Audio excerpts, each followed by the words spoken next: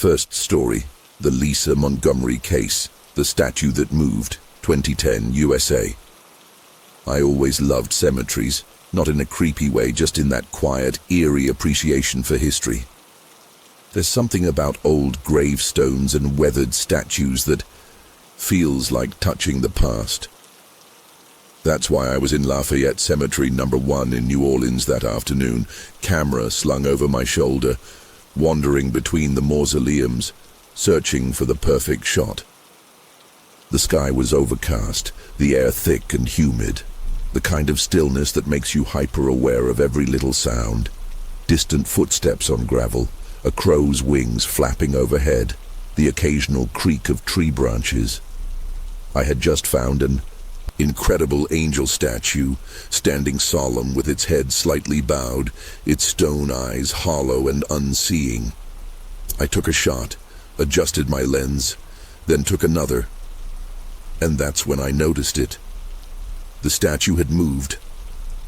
I frowned, flipping back and forth between the photos. In the first shot, the angel's hands were gently clasped at its chest. In the second, its left hand was slightly raised, fingers almost reaching forward. A cold, creeping feeling slid down my spine. Statues don't move. It had to be a trick of the light, right? Maybe my angle had shifted without me realizing. But when I stepped back to look at it again, something was wrong. The atmosphere had changed. The air felt thicker, charged with something I couldn't name. And then I saw it. A bright, white light, spilling out from behind a nearby mausoleum, casting long, unnatural shadows across the graves. It wasn't like the sun peeking through the clouds. It was artificial, too clean, too sharp, like the light from a surgical lamp. My heartbeat quickened. I wanted to run, to get the hell out of there, but my legs felt heavy, like I was wading through something invisible. And then the dizziness hit. A violent, stomach-turning sensation, like the ground had been yanked from under me. I tried to breathe, to steady myself, but the world tilted, and then everything went black. I came to in a place that shouldn't exist. The air was thick, humming with something I could feel in my bones. The walls around me, if they even were walls, seemed to shift, pulsing with a faint glow like living skin stretched over light. I tried to move, but my body wasn't responding the way it should. Panic bloomed in my chest, but before I could react, I saw them. Tall, impossibly thin figures with elongated limbs and smooth, featureless skin. Their eyes, black, bottomless voids, were locked onto me, unblinking. They didn't speak, didn't move like anything human. They just observed. And then I felt them inside my mind. Not words, not voices, just a flood of images, emotions, thoughts that weren't my own. It was like being dissected without a scalpel, like they were peeling back layers of my consciousness, scanning every memory, every fear, every hidden part of me. I wanted to scream, to fight, but I couldn't. I was trapped inside myself, drowning in their presence. And just as, suddenly as it began, it was over. When I woke up, I was back in the cemetery, sprawled out on the damp ground between two cracked tombstones. My head throbbed like I'd been hit with a brick, and my body felt wrong. Not injured, not in pain, just wrong, like I wasn't fully connected to myself. My limbs were sluggish, heavy, like I was moving through water. I sat up slowly, trying to piece together what had just happened. But my mind was a jumbled mess of fragmented images. The blinding white light, those towering figures, their black, soulless eyes staring into me. A sharp chill ran through me, despite the humid Louisiana air. My camera was lying a few feet away, half buried in the dirt. I scrambled to grab it, hands shaking as I flipped through the photos, desperate for some kind of proof that I hadn't just lost my mind. At first, everything looked normal. Graves, statues, the eerie beauty of the cemetery frozen in time. But then, I reached the last image. My stomach dropped. There was something there, something I hadn't seen before. Behind a tombstone, half hidden, in the shadows was a figure, thin, impossibly tall, with reflective black eyes that glowed slightly in the dim light. It wasn't human. My breath caught in my throat. This thing had been there watching me, maybe the whole time. I wanted to get the hell out of there. Every instinct in my body screamed at me to run, to put as much distance between myself and this place as possible, but my legs wouldn't move. I sat frozen, staring at the screen, my heartbeat pounding, so hard it felt like my ribs might crack. The air around me felt wrong, charged with something invisible and suffocating. I wasn't alone. The realization hit me like a gut punch. The cemetery, once eerily peaceful, now felt like a trap. I forced myself to look up, scanning the maze of graves and mausoleums, my breath shallow, every nerve in my body screaming. And then I saw it. A shadow shifted just beyond the tree line, too fast, too fluid, like something that didn't quite belong in this world. My hands gripped the camera so tightly my fingers ached. My mind raced with possibilities. Maybe it was a trick of the light. Maybe I was still dizzy, still disoriented from whatever the hell had happened. But deep down, I knew better. It was still here, watching, waiting. I forced myself to my feet, my body still weak, still trembling, and took slow, cautious steps toward the cemetery gate. Every crunch of gravel beneath my shoes sounded deafening in the suffocating silence. I kept my eyes locked on the trees, on the shadows shifting just beyond my sight. My instincts screamed that if I ran, it would chase me. Whatever it was. The sensation of being watched was unbearable, an almost physical weight pressing against my back. And then, a flicker of movement in my peripheral vision. I turned my head just in time to see something. A figure, impossibly tall, impossibly thin, dart behind a mausoleum. My breath hitched. This wasn't some hallucination, this wasn't a dream. It was real. My pulse hammered as I pushed myself forward, step by agonizing step, keeping my eyes locked on the path ahead. I was close now, just a few more feet, just a few more seconds, and I could be free of this place. But as I reached the rusted iron gate, as my fingers curled around the cold metal bars, a deep thrumming sound filled the air, a low-frequency vibration that rattled my bones, made my vision blur, made my teeth ache. The world around me seemed to pulse, warping at the edges. I squeezed my eyes shut, gripping the gate so hard my knuckles turned white, praying it would stop. And just like that, it did. The silence returned, suffocating, absolute. I opened my eyes expecting to see something, but there was nothing. Just an empty cemetery, stretching out beneath the gray sky. Whatever had been there, whatever had followed me, was gone. Or maybe it had never left. I don't remember getting back to my car. One moment I was gripping that rusted cemetery gate, like my life depended on it. And the next, I was sitting in the driver's seat, my hands locked around the steering wheel, my breath coming in short, ragged gasps. I must have walked here, must have forced my legs to move, but I had no memory of it. My body felt foreign, like I was wearing someone else's skin. My heartbeat hadn't slowed. Every nerve in me was still wired, still waiting for something to happen. For a flash of light, for a shadow to move where it shouldn't, for that horrible, bone-rattling hum to start up again. I fumbled for my keys, my fingers numb and clumsy, and turned the ignition. The car roared to life, the sound too loud, too harsh against the oppressive silence that had followed me out of that place. I couldn't shake the feeling that I had brought something with me, that the empty space in my back seat wasn't as empty as it looked. The thought made my stomach churn. I didn't dare check the rearview mirror. Instead, I threw the car into drive and tore out of there, gravel spitting up behind my tires as I sped down the empty road.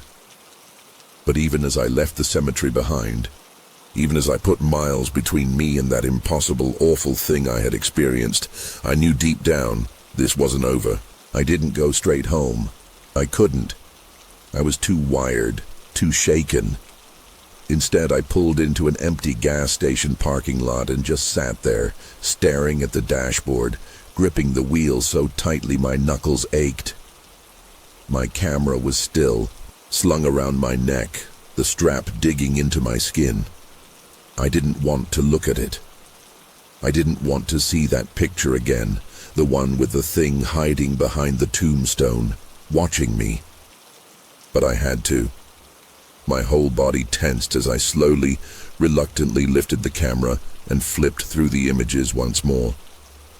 I went back to the angel statue first, forcing myself to study the photos, to prove to myself that what I had seen wasn't some glitch, some trick of perspective. But no matter how much I wanted to believe that, the truth was staring me in the face. The hand had moved. I hadn't imagined it. And then there was that last photo.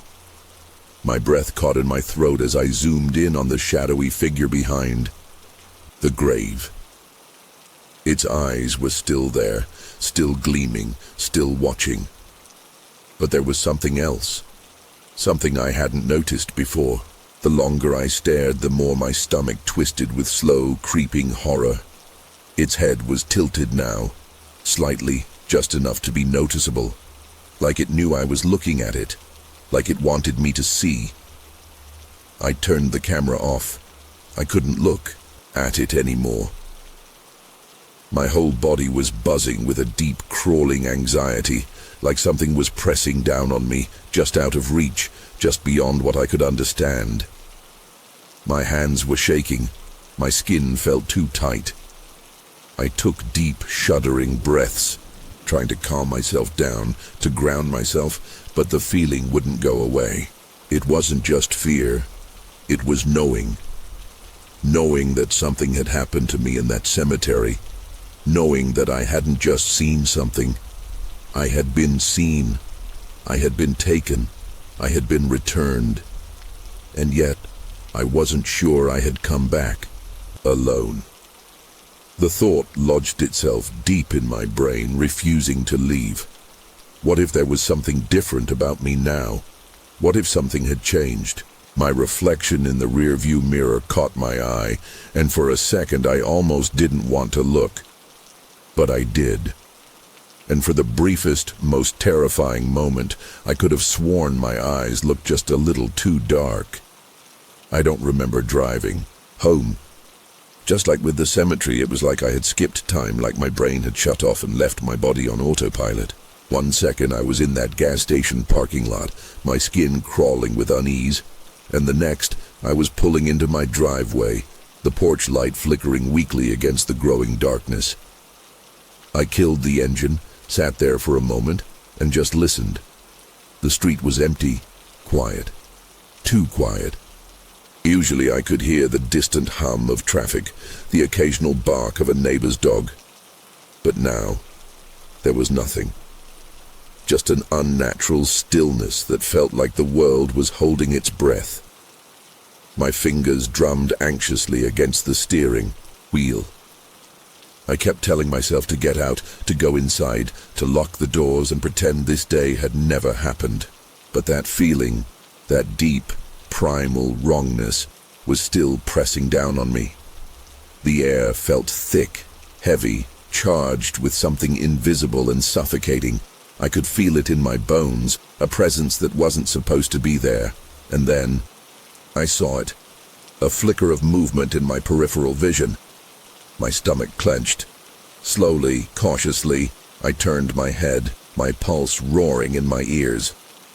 The car's side mirror reflected nothing but darkness at first, but then, in the faint glow of the porch light, a shape, thin, unnaturally tall, standing just beyond the edge of my yard, watching.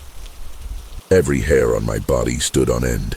My breath hitched, my pulse a frantic drumbeat against my ribs. I wanted to look away. I wanted to pretend I hadn't seen it. But I couldn't. I was frozen, locked in place, staring at that thing just beyond, the reach of the light. I couldn't make out its face, but I knew it was looking at me. I could feel it. That same awful, intrusive sensation from the cemetery. The feeling of being dissected, examined, of having something deep inside me peeled, open. A sharp ringing filled my ears, my vision tunneling, narrowing to nothing but that dark, impossible figure. And then, a blink. My own eyes snapped shut involuntarily, just for a fraction of a second. But when they opened again, it was gone. Vanished. No rustling leaves, no footsteps, no sign that it had ever been there. But I knew better. It hadn't left. It was just waiting. My hands trembled as I grabbed my camera, as if somehow the lens could see what my eyes couldn't. I lifted it, pressed the power button, but the screen stayed black. Dead. The battery had been full earlier. It had been working fine. But now, nothing. A deep, clawing dread curled in my stomach. It didn't want to be seen. I forced myself out of the car, my movements stiff and mechanical, like I was fighting against invisible hands trying to keep me there. My porch light flickered again, buzzing weakly, casting long, distorted shadows across the wooden steps. My fingers fumbled with the keys as I reached the door. Every second felt like an eternity, my skin crawling, my mind screaming at me to move faster. I finally shoved the key into the lock, twisted, and practically fell inside, slamming the door behind me. I pressed my back against the wood, my chest heaving, my fingers still wrapped tight around my useless camera. The house was silent, too silent. That same unnatural stillness. I turned on every light, checked every room, every closet, every corner. But I already knew. There was nothing to find. Not inside, anyway. I stood by the window, peeking out through the blinds, heart pounding so hard I thought it might shake my ribs loose. The yard was empty. No shadows, no movement. But that didn't mean it was gone. I could still feel it.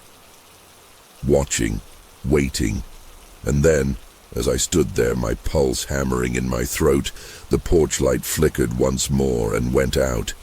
The darkness outside felt alive. It wasn't just the absence of light. It was a presence, a void staring back at me. I stood there, frozen, my breath caught in my throat as the last flicker of my porch light died out, swallowing the yard in pitch black. My fingers tightened around the window frame. I wanted to convince myself it was just a burnt-out bulb, just a coincidence. But deep down, I knew better. It was still there, hidden in the shadows, waiting for me to slip. My instincts screamed at me to back away, to get away from the window, but I couldn't move. The silence outside had changed. It wasn't just an absence of sound anymore. It was like the whole world had stopped. No wind, no distant cars, no buzzing streetlights. Not even my own breathing.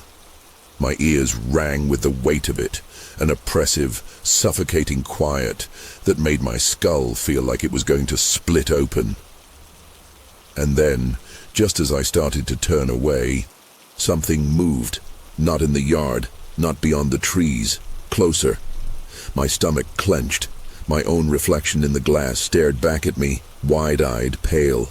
But it wasn't alone. There was something behind me. My body acted before my brain could catch up. I spun around so fast I nearly tripped over my own feet, my heart slamming against my ribs, my hands grasping at nothing. Empty.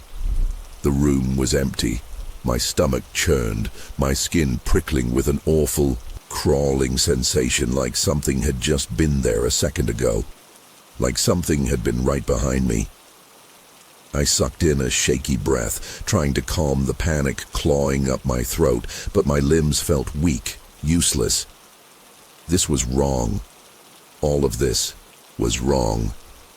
I backed away from the window, away from the yawning blackness outside, and reached for my phone, desperate to call someone, anyone. My fingers fumbled as I unlocked the screen, my vision blurring with panic. But before I could even open the dial pad, it rang. My heart stopped.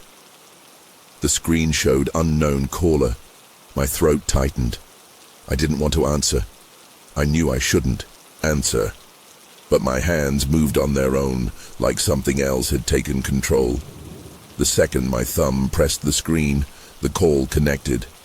But there was no voice, just static.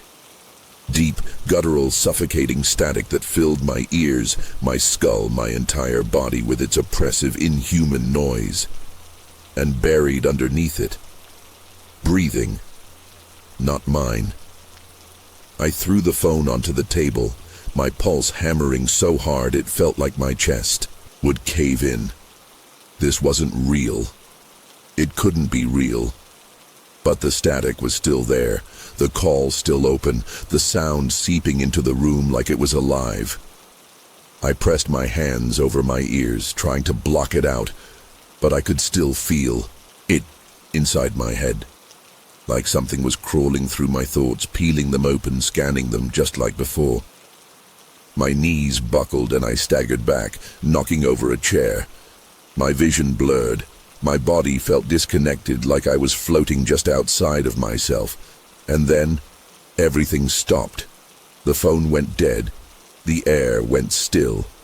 The silence returned, thick and suffocating. I stood there, chest heaving, staring at the screen, waiting, dreading. And then, just as I thought it was over, just as I let out a shaky breath, my phone vibrated again. A new notification, one new image. My stomach twisted into a knot as I hesitated, then slowly, painfully opened my photos.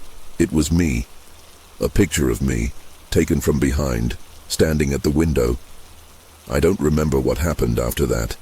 My next clear memory is waking up hours later, still in my house, still alone, but with that awful, creeping sensation lingering in my bones. I checked my phone again, my hands trembling. The call history was empty. No missed calls, no received calls, no record of any of it. But the picture was still there, staring back at me. Proof that something had been here, that something had been inside my house, that something had been standing right behind me. I don't go to cemeteries anymore. I don't take pictures anymore. And at night I don't look out my windows, but it doesn't matter, because sometimes I still feel it. The heavy silence, the wrongness in the air, the unbearable sensation of being watched. And sometimes, when I least expect it, my phone vibrates. And when I check, there's always a new picture, a picture of me, taken from behind. Second story, the night watchman of Warsaw, the body that vanished, 1997 Poland. I've worked as a night watchman at the Brodno Cemetery in Warsaw for years, and nothing, absolutely nothing, prepared me for what happened that night in Tiazen, 1997. I was used to the silence, the cold creeping between the tombstones, the occasional rustling of leaves when the wind decided to play tricks on my mind. The dead never bothered me. It was the living I worried about. Vandals, grave robbers, drunk teenagers daring each other to spend a night among the tombstones. But this wasn't the work of any human. It started during my usual rounds, a little past 2 a.m. The air felt different, thicker, almost charged. like the moment before a thunderstorm. I was making my way toward the newer section of the cemetery when I noticed something odd. A grave, freshly dug for a burial scheduled the next morning, was completely empty. The wooden coffin that had been placed inside earlier that day, gone. No signs of forced entry, no disturbed soil, nothing. Just an open hole where the coffin should have been. At first, I thought it was a prank. Maybe some deranged kids had dragged it away as a sick joke. But the more I looked around, the less sense it made. The dirt around the grave was undisturbed, like the coffin had just vanished into thin air. I felt my skin prickle as an unnatural stillness settled over the cemetery. Even the distant hum of the city seemed muted, like the world had briefly paused. I radioed my supervisor, but the static was so bad I could barely make out my own voice. Then, before I could process what was happening, the atmosphere shifted. A sound filled the air, a metallic hum, low and vibrating, almost like machinery, but too rhythmic, too alive.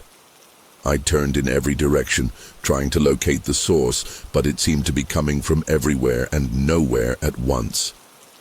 Then, out of the corner of my eye, I saw it, a glow, blue, pulsing, expanding. It was coming from the grave itself. The light spread outward, slow at first, then rapidly swallowing the surrounding headstones. My body locked up.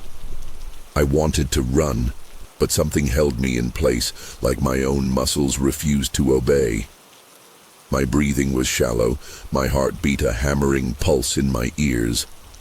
The sound intensified, shifting into something almost metallically organic, if that makes sense.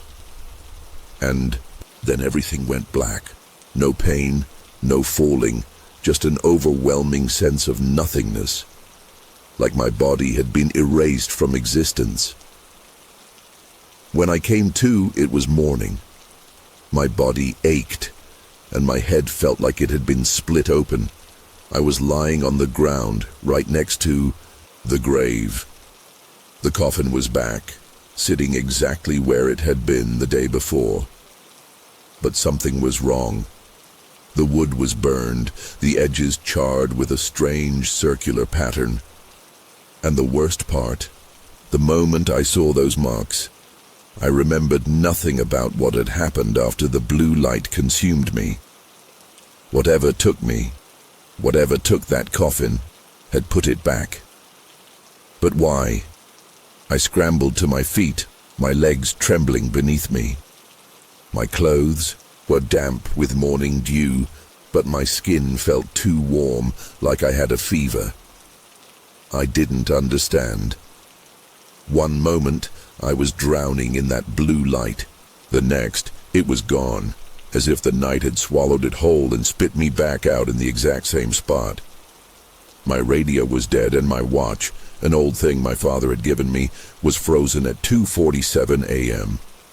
That meant I had been out for, 4, maybe 5 hours?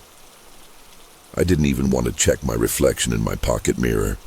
I felt like I'd see something wrong staring back at me. Then I turned my attention to the coffin. The charring around the edges wasn't normal. It didn't look like it had been burned by fire. The patterns were too perfect, like concentric circles, layered in a way that reminded me of crop circles. But that was absurd, right? Still, I couldn't shake the unease growing in my gut. Something about it felt wrong, like the coffin had been somewhere else. And when I finally worked up the nerve to step closer, I noticed something that sent a fresh wave of ice through my veins. The ground around the grave was untouched. No signs of digging, no disturbed dirt. It was as if the coffin had been placed back from above. By the time my supervisor arrived, I was sitting on the ground, shaking. I told him what happened, at least what little I could piece together. He gave me a skeptical look, muttering something about exhaustion. But when he saw the coffin, his face changed. I could tell he wanted to dismiss it, but he couldn't. Not with those burn marks, not with the way the soil looked pristine, like the coffin had never been removed in the first place. He called the authorities. The police showed up about an hour later, skeptical as expected. They asked me the usual questions. Had I seen anyone? Had I fallen asleep on the job? Was I drinking? I told them the truth. Something had taken that coffin. I didn't know what, but I knew it wasn't human. They didn't believe me, not entirely. But when they tried to dismiss the whole thing as vandalism, the forensic team called them over. I'll never forget their faces when they pried open the coffin. The body inside, a man in his 60s, dead for less than a week, was intact.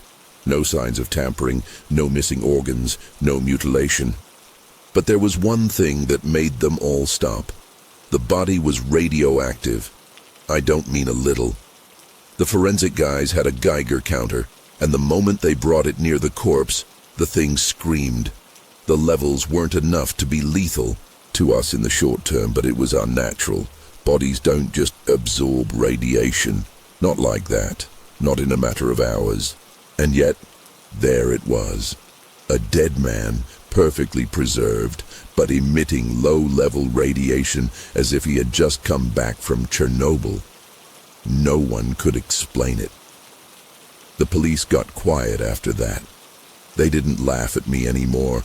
They just took their notes, gave each other uneasy glances, and packed up. The official report. Inconclusive. The cause of the radiation? Unexplained. They even checked the records. The man had never worked near any radioactive material in his life. There was no reason for it, no logic. And yet, there it was, the coffin that disappeared and came back. The burned edges, the corpse that had been somewhere it shouldn't have been. And me? I was left with nothing but a frozen watch, a dead radio, and a memory full of missing pieces. After the police left, my supervisor pulled me aside. He didn't say much at first, just stood there, staring at the grave like it might do something again. Then, in a voice lower than a whisper, he said, "This isn't the first time."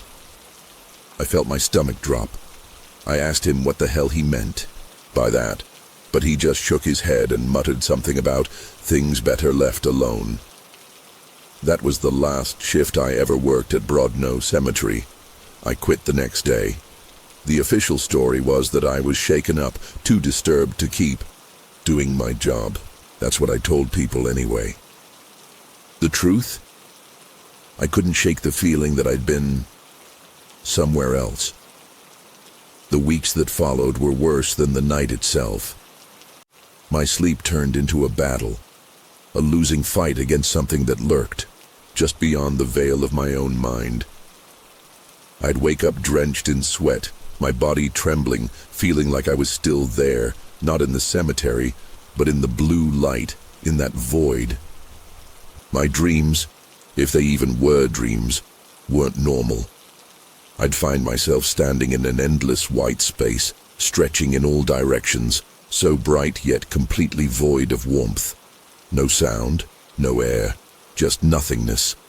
And then the shapes would come. Tall, thin figures, distorted like shadows cast at the wrong angle. They never moved, never spoke.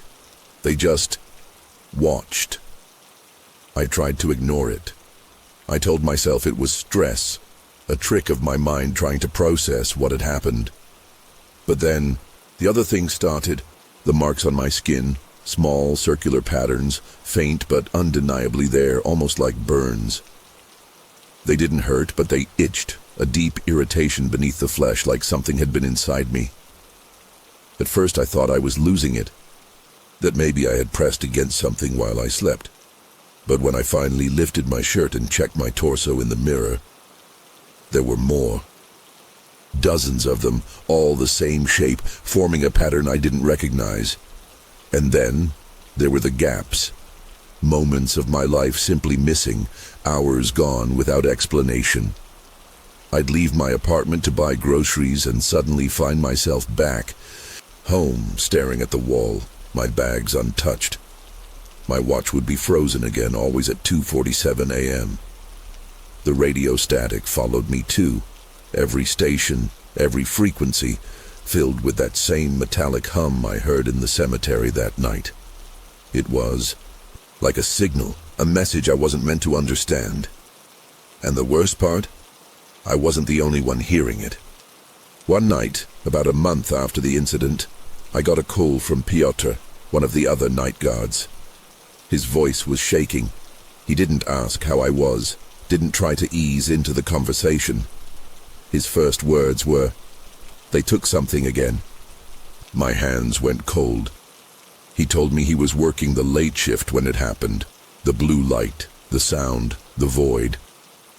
This time it wasn't a coffin that vanished. It was a person.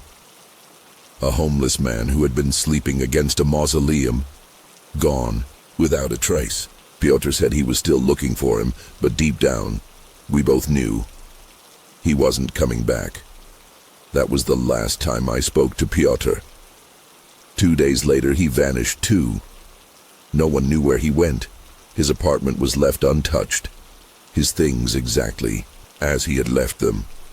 But he was just gone.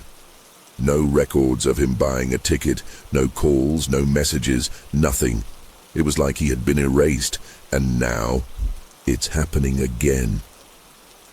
I see the shadows in my room at night, even when I know I locked the doors. The radio still hums, whispering in that sound I don't understand. I don't sleep much anymore, and when I do, I wake up feeling like I've been somewhere I shouldn't have been. The marks on my skin are darker now, like they're settling in. And the worst part? I keep waking up at 2:47 a.m. I don't know how to make it stop. I don't know if it can stop. It's like something is tracking me, like I was marked that night, and now I belong to them. I stopped talking about it in real life because the few times I did, people either looked at me like I was insane or, worse, they believed me. One guy, a former military officer I met at a bar, told me about radiation exposure, how it can linger in the body, how certain types of burns don't come from fire, but from energy, high-frequency pulses, microwaves, things we barely understand. He asked to see the marks on my skin. When I lifted my sleeve, he paled. He didn't say anything after that. Just walked away, left his drink half full, like he had seen something he wasn't supposed to. The worst part is I feel it coming back. The hum, the pressure in the air. The way my body feels just a little too light sometimes, like gravity isn't working the way it should. The other night I woke up standing in my hallway, my feet wet. I had no memory of getting out of bed, no idea how I got there. When I looked outside, the street was empty. No cars, no wind, nothing. Just a stillness so deep, it felt like the world had paused. I didn't even have to check the clock. I already knew what time it was. 2:47 a.m., I tried setting up cameras. Thought maybe if I could see what was happening, I'd understand. But every time I checked the footage, there was nothing. Just static. Even when I should have been moving, when I should have been getting up or walking in my sleep, nothing. Like the camera just skipped those moments. One night, in a fit of desperation, I left my phone recording on my nightstand. The next morning, when I played it back, the first 3 hours were normal. Me shifting, snoring, the occasional creak of the apartment settling. Then, at exactly 2:47 a.m., the screen went black. Not off, not corrupted, just black. But the sound kept recording. I wish I had never listened to it. At first, it was just the hum, the same metallic vibration I heard that night in the cemetery. Then, underneath it, something else. Breathing, not mine. It was slow, rhythmic, almost mechanical, and then, just before the recording ended, I heard it. A voice.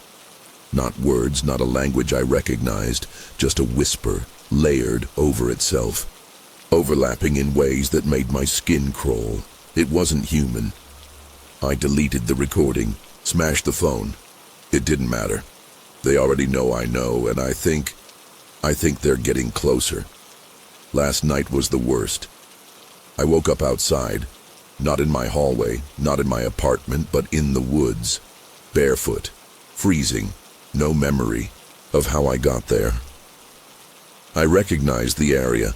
It was near the cemetery, but deeper in where no one really goes. My clothes were soaked in morning dew, and my skin felt raw, like I had been dragged through something. And the worst part, the marks on my skin were different. They weren't just circles anymore. They had lines now, connecting them, forming something that looked almost like a constellation. I'm not going back to sleep. I don't think I can sleep anymore, because I know the next time I wake up, I might not come back. I don't leave my apartment much anymore. Not because I don't want to, but because every time I step outside, I feel like I'm being watched. Not by people, not in any way that makes sense, but by something just out of reach. The streetlights flicker when I walk past them. Strangers glance at me, like they recognize me, like they want to say something but think better of it. The radio static follows me everywhere. I hear it in the hum of refrigerators, in the low buzz of streetlights, even in the silence of my own bedroom when everything should be still. I thought I was losing it. Maybe I am. But then I saw the van. It was parked across the street from my building, unmarked, black-tinted windows, the kind of vehicle that blends in until you notice it. It had been there for 3 days, never moving, never leaving. I told myself it was paranoia, that I was imagining things, but then I saw the man inside, just a silhouette at first, sitting completely still, facing my building. He never moved, never left the vehicle, just watched. On the 4th night, I finally worked up the nerve to go outside and confront whoever was inside. But the moment I stepped onto the sidewalk, the van turned on. No sound before that. No ignition, no door opening, nothing. Just headlights snapping on like it had been waiting for me. And then it drove away, disappearing down the street without ever stopping at an intersection. I tried to follow it, but by the time I turned the corner, it was just gone, like it had never been there to begin with. That's when I realized it's not just them watching me. Someone else knows. Maybe someone who's trying to keep me quiet, or maybe someone who's just making sure I don't remember too much. The van hasn't come back since that night, but I know better than to think they're gone. They're just waiting. For what? I don't know. I've started waking up with dirt under my nails. The first time I ignored it, thinking maybe I had been clenching my fists too hard in my sleep, maybe pressing my hands against the mattress. But it kept happening. Every morning, no matter how short the sleep, I'd wake up with soil caked into my skin, under my fingernails, sometimes even in my mouth, like I had been digging. But digging where? I checked my apartment, tore through my sheets, looked for any sign that I had been sleepwalking. Nothing. No footprints, no disturbed furniture, just the dirt. It wasn't until last night that I realized where it was coming from. I woke up with mud on my feet. My socks were gone, my pants soaked up to my knees like I'd been walking through something wet. I panicked, ran to the bathroom, flipped on the lights. The sight of myself in the mirror nearly made me collapse. My shirt was torn, like someone had grabbed me, and my skin was covered in those same burned markings. Only now, they weren't just on my arms or chest. They were on my neck, my face, my eyelids. I don't remember leaving my apartment. I don't remember where I went. But when I checked my phone, I found something I didn't recognize. A picture. A single, blurry image taken at 2:47 a.m. showed a grave, freshly dug, open, the dirt piled neatly beside it. But the worst part, I recognized the headstone. It was from Brodno Cemetery, and the name on it, my own. I don't know how much longer I have. Something is pulling me back to that place, to whatever happened that night in the cemetery. I've tried everything to resist. I've locked my doors, pushed furniture against them, even tried staying awake for days at a time. None of it works. No matter what I do, I wake up somewhere else, with more of those marks, more missing time, more of my life slipping through my fingers. I feel like I'm coming apart, like I'm being erased piece by piece. I can't call anyone. The few people I trusted to believe me, Piotr, my supervisor, are gone, either missing or refusing to acknowledge what happened. It's like they know something I don't, like they're afraid that if they talk to me, they'll be next. Maybe they're right. Maybe this is something you can't escape once you've been touched by it. I don't know what they want, but I know they're not done with me. The hum is getting louder, the marks are getting darker, and every night I wake up a little closer to that grave.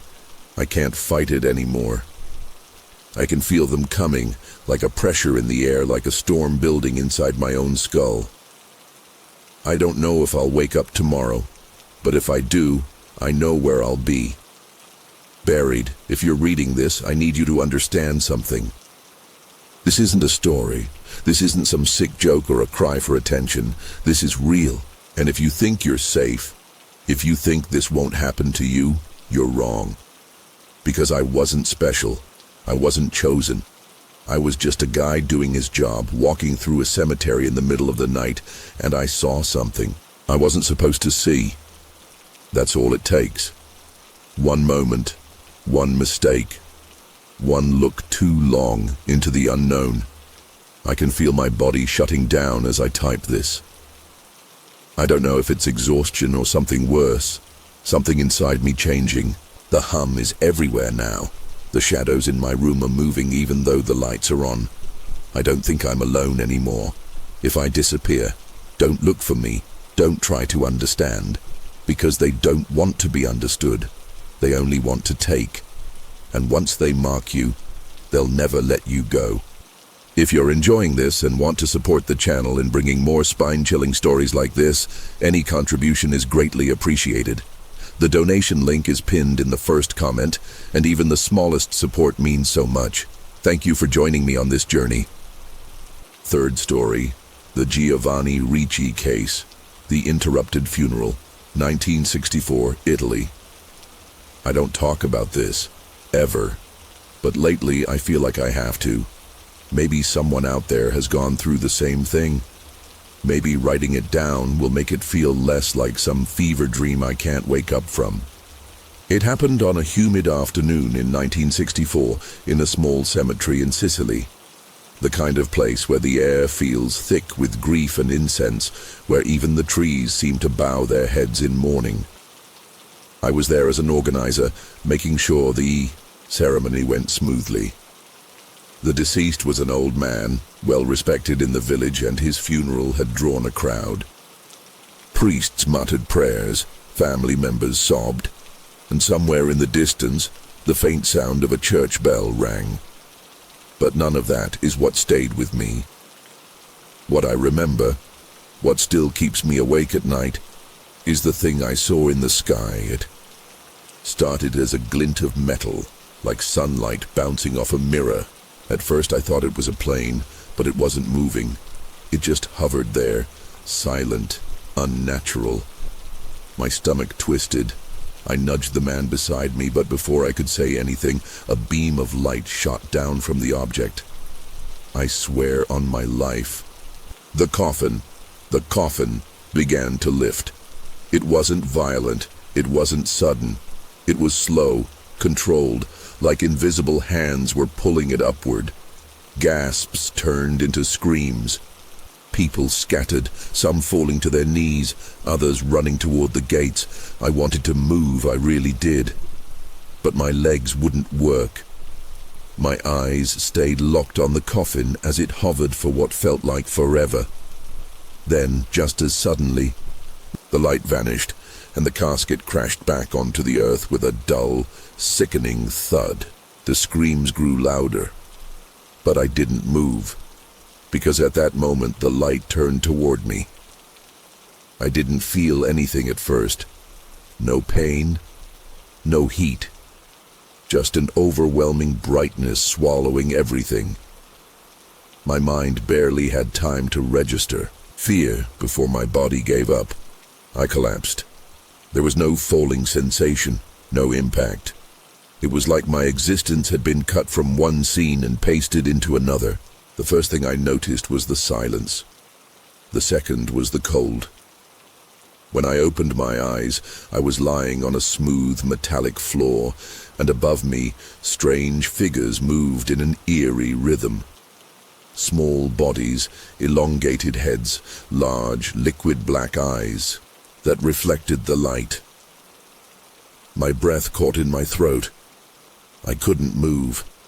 Not because I was restrained, my body just refused to respond. One of the creatures placed a long, slender hand on my forehead, and in that moment, a sensation like liquid electricity pulsed through me. It wasn't pain. It was knowing. A flood of images, thoughts, concepts I didn't understand but could feel.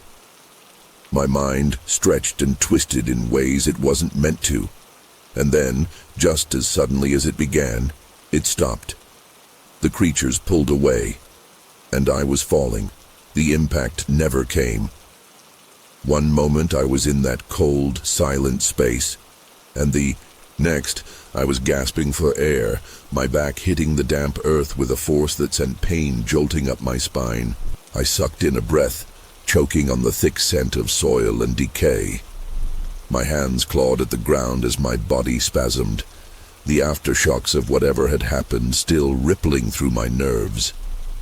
I could hear voices in the distance, frantic murmurs, the distant wail of a grieving woman. For a second, I thought I was still at the funeral, that maybe I had fainted and imagined everything. But then I looked up, and the realization hit me like a hammer. The sky above me was darker than it should have been. Not the deep indigo of evening, but an unsettling, murky gray that felt wrong, like the world had skipped a few hours forward, without me. My limbs felt heavy, my muscles sluggish as I forced myself onto my elbows. That's when I saw the grave. The same open grave where the coffin had fallen. And I was lying right next to it. My stomach twisted, nausea crawling up my throat as I pushed myself away from the edge, the thoughts slamming into my brain. I hadn't been there before. I hadn't collapsed near the grave. So how the hell had I ended up here? My head pounded, a dull, rhythmic pulse that felt like something pressing against the inside of my skull. And then I saw my watch. My hands were shaking as I lifted my wrist. The hands of the clock had stopped, frozen exactly 2 hours behind the time I remembered. I don't know how long I sat there staring at that damn watch, my mind cycling through every possible explanation. A trick of the light? A malfunction? But no, it wasn't just the watch. The air felt different, like the pressure had shifted in some imperceptible way. The cemetery was almost empty now, the funeral attendees having fled in terror, leaving behind only scattered chairs and overturned candles still smoldering against the dirt. I tried to stand, but my legs buckled, my body refusing to cooperate. That's when I noticed something else, something worse. My clothes. My shirt was inside out, the buttons misaligned, like someone had redressed me in a hurry, with no regard for how it should look. My shoes were on the wrong feet. My skin was damp, like I had been wiped down with something. A sharp, metallic scent clung to me, and when I brought my trembling fingers to my nose, the smell made my stomach lurch. It was faint, but unmistakable. Something sterile, something not of here. My breath quickened, panic finally breaking through the fog in my brain. Had I been drugged? Had someone taken me? But if that were the case, why the light? Why the coffin? Why the creatures? The memories were there, vivid and raw, but they felt like a dream that was already slipping away, details unraveling before I could hold on to them. I pressed my palms against my face, trying to steady my breathing, but my skin felt alien to me, as if my own body wasn't quite mine anymore. Then, the sound came. A low, almost imperceptible hum vibrating beneath my feet, crawling up my spine, like an itch I couldn't scratch. My instinct screamed at me to run, but my body was still weak, still recovering from whatever had happened. The hum grew louder, and with it, a sensation I still don't have words for. It wasn't just sound. It was inside me, threading through my bones, making my teeth ache. And then, silence. Not the normal silence of an empty cemetery, but an oppressive, total silence. No wind, no distant voices, not even the rustling of leaves. It was like the world itself was holding its breath. I forced myself to stand, every nerve in my body on high alert. My gaze darted to the sky, but there was nothing there, no strange lights, no hovering objects. But I felt something watching me. The weight of unseen eyes pressing against my skin, a sensation so strong it made my breath hitch in my throat. I stumbled backward, my heel catching on the uneven ground, and my body crashed into something cold and solid. I spun around, heart hammering. It was the coffin, still resting unevenly over the disturbed grave, its lid slightly ajar from the impact. A part of me didn't want to look. A deep, primal instinct told me that whatever I would see inside would change me forever, but I had to. I had to know. My trembling fingers gripped the edge, and with one final breath I pushed the lid open. The coffin groaned as I pushed the lid, the wood scraping against itself in a way that sent chills down my spine. My breath hitched. I expected to see the old man, the one we were burying, the body that had been inside just hours ago. But what I saw instead made my stomach lurch, my knees nearly giving out beneath me. The casket was empty. No body, no burial cloth, just the faint indentation of where something should have been lying. My vision blurred at the edges, my pulse hammering so hard I could hear it in my ears. I stumbled backward, my mind scrambling for answers that didn't exist. I had seen the body before the funeral. I had seen them place him inside. There was no logical way for it to be gone. My mouth went dry. The air felt heavier, thick with something I couldn't name.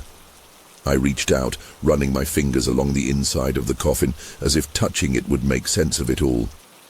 But soon as my skin made contact, a sharp static jolt shot up my arm, like I had just touched a live wire. I yanked my hand back, my fingers tingling. A faint, almost imperceptible mark was left on the wood. A smear of something dark and slightly iridescent, not blood, not dirt, something else entirely, something wrong. I swallowed hard, the taste of copper lingering on my tongue. My eyes darted around the cemetery, searching for any sign that someone else had seen this, that I wasn't losing my mind. But there was no one. Just the empty chairs, the flickering candles, the eerie stillness that felt more suffocating by the second. My breathing came in ragged gasps as I staggered away from the open grave, my legs still unsteady beneath me. I needed to leave. I needed to get as far away from this place as possible.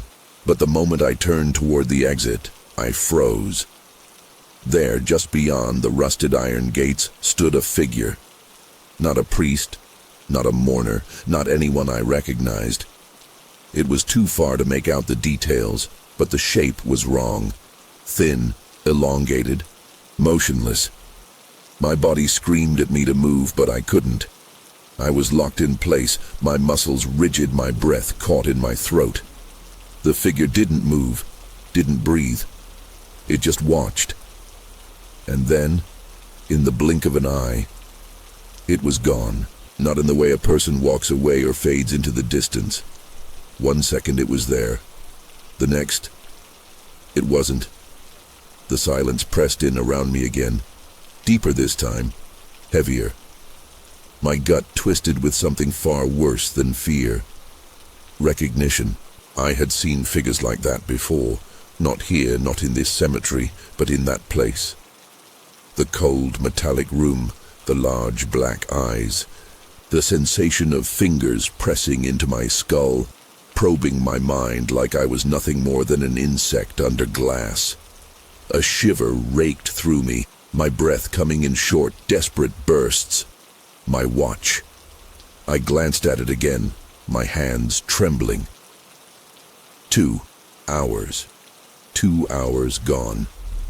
Time that I couldn't account for, time that had been ripped away from me like pages torn from a book. My fingers traced the edges of the watch, the metal feeling colder than it should. And that's when I saw it. The tiniest, almost imperceptible sliver of flesh missing from my wrist, right beneath the strap. It wasn't a cut. It wasn't a scrape. It was removed, like something had taken a precise, careful sample. My stomach twisted, bile rising in my throat. I yanked the watch off and pressed my thumb over the missing skin, as if I could somehow erase what had been done. My mind raced, grasping at explanations, but there were none. There was no rational way to explain what had happened. The light, the coffin, the missing body, the figures, and worst of all, the creeping, sinking feeling that this wasn't over. That whatever had taken me, whatever had touched me, wasn't done. I wasn't supposed to remember, but I did. And now I had the sickening sense that they knew. I don't remember leaving the cemetery. 1 second, I was staring at my wrist, feeling the sting of realization crawl through my gut. The next, I was stumbling through the narrow streets of the village, my body moving on instinct, my mind struggling to keep up. The air smelled of damp stone and burning wood, the familiar scent of home, but nothing felt real anymore. The world around me had taken on a strange, dreamlike quality, like I was walking through a version of reality that wasn't quite right. My hands trembled as I reached my door, the wood rough beneath my fingertips. I fumbled with the key, my breath coming in short, uneven bursts. When I finally stepped inside, the silence of my home swallowed me whole. I locked the door, bolting it twice, then leaned against it, squeezing my eyes shut. I needed to think. I needed to breathe. But the moment I did, the images came rushing back. Flashes of dark eyes, cold metal, the weightless sensation of my body being lifted, taken. My stomach lurched. I ran to the sink, barely making it before I vomited, my entire body shaking. I turned on the tap, splashing cold water on my face, but even that felt wrong. My reflection in the window above the sink made my chest tighten. It was me. But something was off. The way I held myself, the way my eyes seemed to hesitate before blinking. I gripped the edges of the sink, my knuckles turning white. The thought slipped into my mind, uninvited, unwelcome. What if they put me back wrong? Sleep didn't come that night. I lay in bed staring at the ceiling, my body too exhausted to move but my mind refusing to shut down. Every time I closed my eyes, I saw them. The way they looked at me, not with malice, not with kindness, just curiosity. Like I was something to be studied, something lesser. My pulse pounded in my ears, and every little noise sent a fresh wave of terror through me.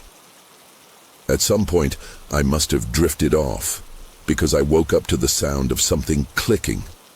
My heart seized. The room was still dark, the air heavy and stagnant. I held my breath, listening. The clicking came again. soft, rhythmic, just outside my window. My body screamed at me to stay still, but my brain betrayed me, forcing my head to turn toward the sound. The curtains were closed, but there was a shadow behind them, tall, motionless. The blood drained from my face. I couldn't breathe. I couldn't move. The clicking sound stopped, and then, so quiet, I almost thought I imagined it. Something whispered my name. My skin crawled, a cold sweat breaking out along my spine. I clenched my fists, willing myself to wake up, to move, to do anything. And just when I thought I was about to lose my mind, the shadow shifted. Not walked, not faded, just shifted, like it had never really been there at all. I didn't sleep for the rest of the night. The next morning I told myself it was stress, that my mind was playing tricks on me, that what happened at the funeral, what happened after, had left me shaken, vulnerable to paranoia. But deep down, I knew better. Something happened to me, something I couldn't explain. I went about my day in a daze, trying to pretend that everything was normal. But normal felt like a thing of the past. The villagers whispered about the funeral, about the bad omen of the floating coffin, about how Giovanni Ricci had been found unconscious next to the grave after everyone else had fled. They spoke of curses, of restless spirits, of divine punishment. I almost wished they were right. That would have made more sense than the truth. But then I heard something that made my stomach drop. The priest, one of the few who had stayed behind after the chaos, had gone back that morning to check the grave, to make sure the casket was still intact. What he found, he told no one but a close few. But whispers spread fast in a place like this. And the whispers said that the inside of the coffin had strange, unfamiliar markings burned into the wood, and that when the priest touched them, he felt something pulse beneath his fingers, like the casket was still alive. I felt sick. My skin prickled with a deep, crawling sensation, like something was just beneath the surface, writhing under my flesh. I couldn't be here anymore. I couldn't listen to the whispers, the murmurs, the way the villagers looked at me out of the corners of their eyes, as if they knew something was wrong with me. My clothes still felt strange against my body. My skin still carried that faint metallic scent, no matter how much I scrubbed. And worst of all, the memories, if they were memories, wouldn't leave me alone. I tried to convince myself it was stress, exhaustion, a bad dream. But I knew better. My body knew better. Every now and then I would catch my reflection in a window, a mirror, a puddle on the ground, and for a brief moment, I wouldn't recognize myself. It was me, but something about the way my head tilted, the way my shoulders slumped, the way my eyes lingered just a fraction of a second too long. It wasn't right. I had never noticed those things before, or maybe they had never been there before. I ran a hand through my hair, trying to shake the thought from my head, but I couldn't. The feeling was burrowing into me, deeper and deeper, like a splinter I couldn't remove. The villagers thought the funeral had been cursed. They thought the floating coffin was an act of the devil, but I knew the truth, and the truth was so much worse. That night, I did something I hadn't done since I was a child. I locked every door, every window, every possible way inside. I turned my bed away from the window, away from anything that might give me a glimpse of the outside world. I even placed a chair under the door handle, a pathetic attempt at some sense of security. But no matter what I did, I couldn't shake the feeling that it wouldn't be enough. That if they wanted to come back, there was nothing I could do to stop them. I sat on the edge of my bed, gripping the sheets so hard my knuckles turned white. The silence in my house felt unnatural, forced, like something was pressing down on the air, suffocating it, warping it.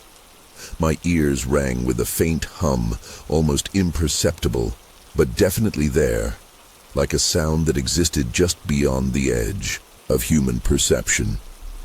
My stomach twisted. I had heard this before, felt this before. My breath quickened, and then, just as the thought settled in my mind, the room went cold. A sharp, unnatural drop in temperature that made my breath puff out. Invisible clouds. The house creaked. The chair under the door handle shuddered slightly, just enough to make the wood groan.